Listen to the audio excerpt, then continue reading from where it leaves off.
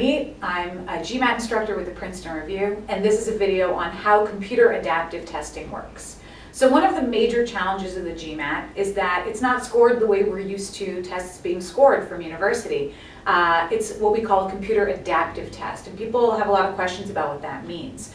So basically, the computer is calculating your score for two sections of the test, the quantitative and the verbal sections, based on three things. The first is the number of questions you got right. Okay, that's not so bad. That's like most tests we're used to.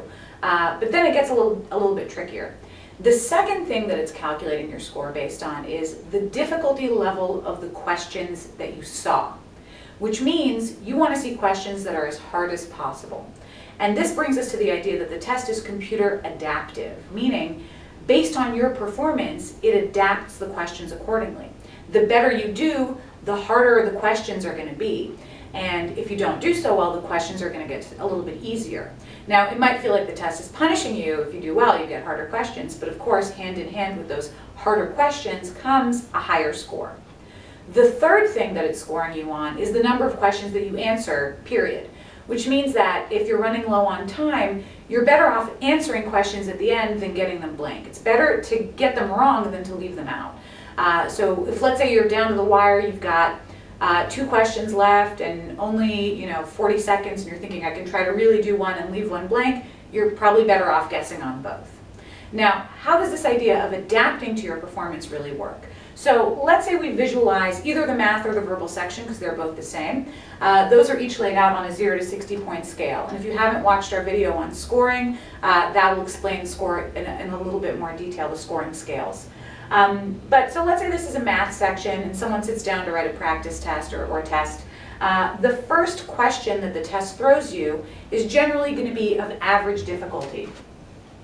So somewhere in the middle. Now, for argument's sake, we'll say that's about a 30 level difficulty, whereas in reality, math questions, the average score is above 30, verbal questions, the average score tends to be below 30, but for argument's sake, we'll say around a 30. And the test knows what a 30 level difficulty question is because of the experimental questions. It's tested all the questions before you even see them on other test takers, and so they've got a ranking for every question's difficulty. So let's say someone sits down, they're writing the test, the first question, average difficulty, they get it right. The test then says, okay, well, if this person can get this question right, they're probably not ultimately going to wind up scoring way down in this range, because why would they end up down here if they can get this right? And then it adjusts the next question to be ever so slightly more difficult. Let's say our test taker then gets question 2 right. The test says, okay, if the person can get this right, they're probably not also going to wind up scoring all the way down here, and slices off that range of scores. And again, the next question is progressively a little bit more difficult. Now, let's say question 3, our imaginary test taker gets wrong. The test says, okay, well, if our test taker can't get that right, they're probably also not going to wind up scoring all the way here on the top end.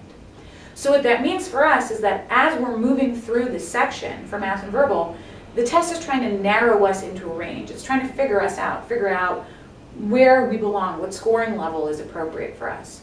So what that means is by the very end of the test, let's say I'm down to the last few questions, the test may have me down to just this range and may have gotten rid of everything else.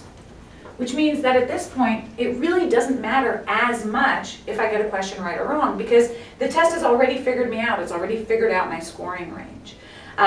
So what that means for us strategically is that the early questions in the section have a much bigger impact on our score than the ones that come later. By the end of the section, the test has already got you down to a certain score range, and there's pretty little room to move at that point. Whereas at the beginning, any score is possible. The whole range is available to you. Now, that's not to say that if you mess up on question number 1, you're doomed. If you mess up on question 1, but you get every single other question right, of course, you'll still have a terrific score.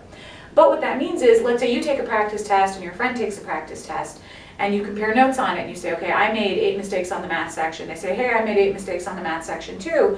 That could yield 2 completely different scores, depending on whether those questions that you got wrong fell early in the section or at the end of the section, and whether any of them happen to be on the experimental questions that don't count towards your score. So, of course, strategizing for the test requires a lot more effort than it did on university tests, because the way that the score is calculated is so much more complex here for the GMAT.